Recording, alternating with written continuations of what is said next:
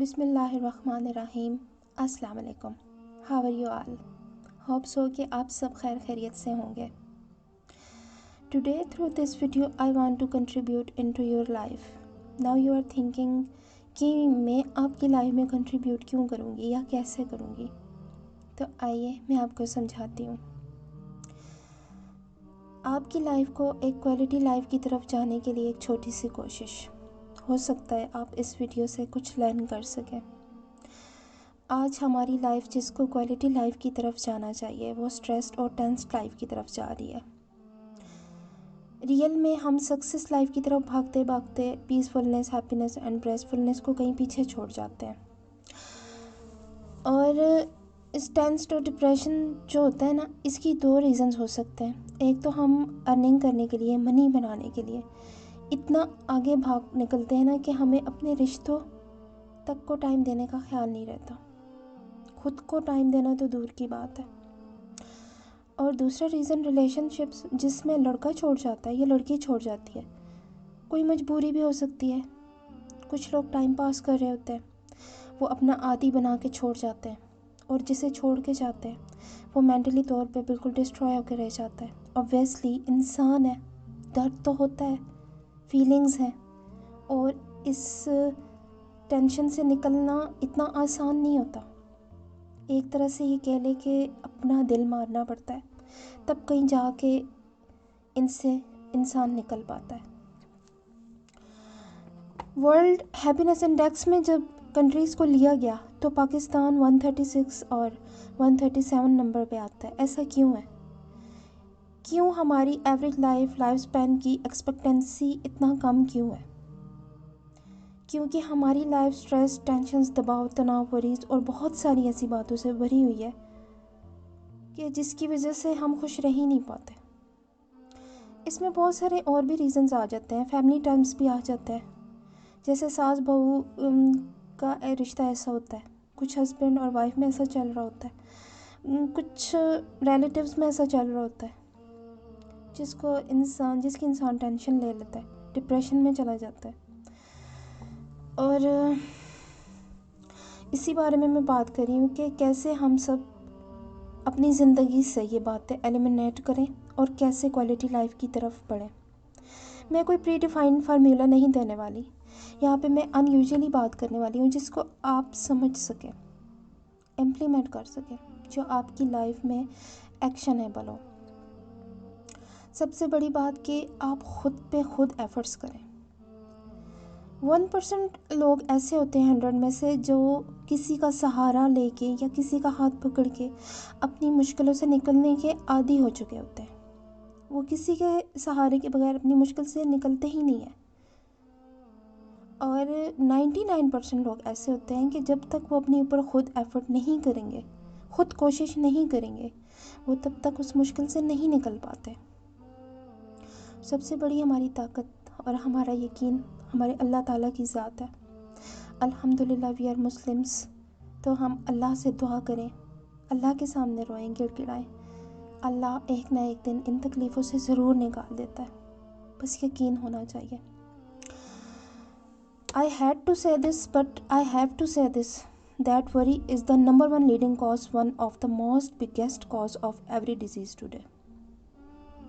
दुनिया में जितनी भी बीमारियां हैं ना, स्पेशली हमारे कंट्री में, cause of depression and tensed है। चाहे वो कार्डियोवैस्कुलर डिजीज़ हो, हार्ट डिजीज़ हो, डायबिटीज़ हो, स्टमक अल्सर हो, या फिर ब्लड प्रेशर या कुछ भी। पहले लोग अपनी बॉडी पर प्रेशर ले लिया करते थे, माइंड पर कम प्रेशर लेते थे। लेकिन आजकल माइंड पे ज़्यादा प्रेशर ले लिया जाता है। और जब लोग बॉडी पे प्रेशर लेते थे तो उस टाइम हमारी बॉडी ट्रेंड हो चुकी होती है मैं स्टॉप लॉस लगाने में। Now you are thinking that what is the stop loss. Wait for few seconds, मैं आपको एक्सप्लेन करती हूँ कि स्टॉप लॉस क्या है। इस चीज़ को वही लोग समझ सकते हैं जो ट्रेडिंग करते हैं। जब आप किसी डील को परचेज़ या सेल करते हैं, सपोज़ कि आपने कोई भी शेयर 40 रुपीज़ में ख़रीदा, आपने कोई भी शेयर 40 रुपीज़ में लिया, और अब आप ये सोचेंगे कि मैं इस पर एक स्टॉप लॉस लगाऊंगी या लगाएंगे कि इससे ज़्यादा लॉस हम बेयर नहीं करेंगे, तो आप एटलीस्ट 35 रुपीज़ पर स्टॉप लॉस लगा देते हैं कि इससे नीचे जितना भी आपका नुकसान हो वो आप बर्दाश्त नहीं करेंगे। प्रॉफिट जितना भी हो जाए, लेकिन 35 से नीचे नुकसान आप बर्दाश्त नहीं करेंगे, लॉस आप बेयर नहीं करेंगे। This is one of the best business rule. Same हमारी बॉडी की भी यही कंडीशन है। हमारी बॉडी स्टॉप लॉस लगाना जानती है। जब हम कोई पेन फील कर रहे होते हैं या हमें इंजरी होती है कोई, तो हमें पता होता है कि हमने क्या करना है। हमने खुद की केयर करनी होती है, खुद को ऐसी चीज़ों से रोकना होता है जो हमारे बॉडी को नुकसान पहुंचाएं या ज़ख्मी करें। तो ऑब्वियसली हमारी बॉडी स्टॉप लॉस लगाना जानती है, बट हमारा माइंड स्टॉप लॉस लगाना नहीं जानता। माइंड वही चीज़ लेता है जो आप सोचते हैं, उससे रिलेटेड फीलिंग्स हमारे माइंड में जनरेट हो जाती है। तो जब आपकी बॉडी स्टॉप लॉस लगाना जानती है और लेट सपोज कि आपको किसी का मैसेज आता है, तो वो बंदा आपसे तब तक बात नहीं कर सकता अगेन जब तक आप उसको रिप्लाई नहीं करेंगे। और जब आपके हाथ मोबाइल उठाते हैं, आपकी फिंगर्स से जब टाइपिंग होती है, तो उस टाइपिंग करने के बजाय आप उसको डायरेक्टली ब्लॉक भी कर सकते हैं। तब कुछ मिनट्स बाद आपको एक फीलिंग्स आएंगी हैप्पीनेस वाली कि I am a good girl और अ गुड बॉय, कि मैंने उसको ब्लॉक कर दिया, मैंने बात नहीं की। तो जहाँ से आप उसको अब रिप्लाई करेंगे, वो आपको कॉल बैक करेगा या आपके टेक्स्ट का रिप्लाई करेगा, तो ऑब्वियसली आपकी उससे बात होना शुरू हो जाएगी। और एक टाइम ऐसा भी आता है जब आपको अच्छा लगने लग जाता है किसी से बात करना, और यहीं से डिप्रेशन का वो फर्स्ट लेवल स्टार्ट होता है, जब आप आहिस्ता आहिस्ता डिप्रेशन की तरफ जाते हैं। अगर आपकी बॉडी स्टॉप लॉस लगाना जानती है तो ऑब्वियसली आप ख़ुद को कंट्रोल कर सकते थे। आपने बात क्यों की? डू यू नो कि आपकी लाइफ का एक स्ट्रेसफुल मिनट जो होता है वो आपकी लाइफ के 15 मिनट्स को खा जाता है, ख़राब कर जाता है। माइंड और बॉडी का आप इसमें कंसर्न होता है। अगर आप बॉडी को स्टॉप लॉस लगाने पे मजबूर करेंगे ना, तो आपका माइंड खुद ब खुद उस पर स्टॉप लॉस लगाना जान जाएगा। अगर इस चीज़ पे आपने कंट्रोल करना है, टेंशन्स पे, डिप्रेशंस पे, तो फर्स्ट ऑफ ऑल आपको अपनी वोकैबुलरी को कंट्रोल करना होगा। आप जिस चीज़ से गुजर रहे हैं, चाहे जितनी भी तकलीफ़ से गुजर रहे हैं, आप उसको डिप्रेशन का नाम मत दें, आप उसको कंसर्न का नाम दें। कंसर्न वो होता है कि जिसमें आप अपने किसी भी चीज़ का सलूशन खुद ढूंढ लेते हैं, सॉल्व कर लेते हैं, सॉल्व कर सकते हैं आप। बट वरीज़ वो होती हैं जिसमें आप खुद सलूशन नहीं ढूंढ पाते। आप इधर उधर देख रहे होते हैं कि कोई बंदा आके मुझे इस टेंशन से निकाले। इस टाइम आप जिस तकलीफ़, जिस मुश्किल से गुजर रहे हैं, क्या उस मुश्किल से गुजरना आपको अच्छा लग रहा है?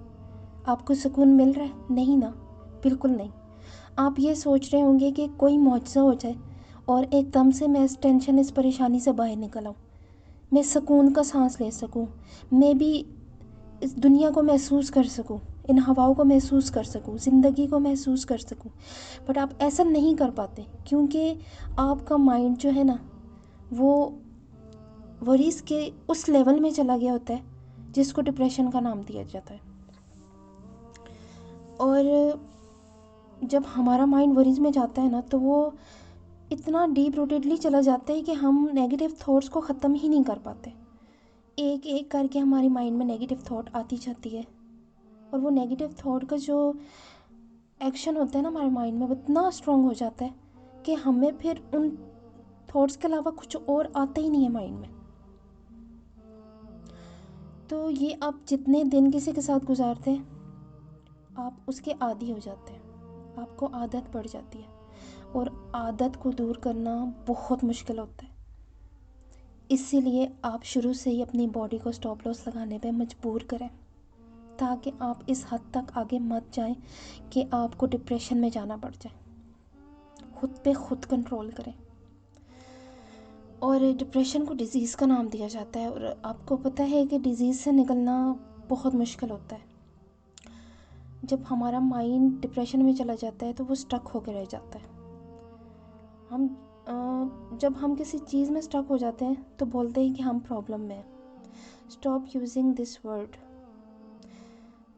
प्रॉब्लम, क्योंकि जब प्रॉब्लम बोलते हैं तो उससे रिलेटेड इमेज भी हमारे माइंड में आता है, और दूसरी सबसे ज़रूरी चीज़ के इमेज के साथ उससे रिलेटेड फीलिंग्स भी जनरेट हो जाती हैं।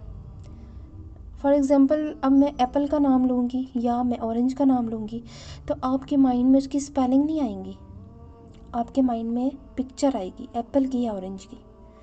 आप सोचेंगे कि वो किस शेप में है, या ऑरेंज के बारे में सोचेंगे कि उसका टेस्ट कैसा होता है, तो उससे रिलेटेड फीलिंग्स भी आपके माइंड में आएंगी।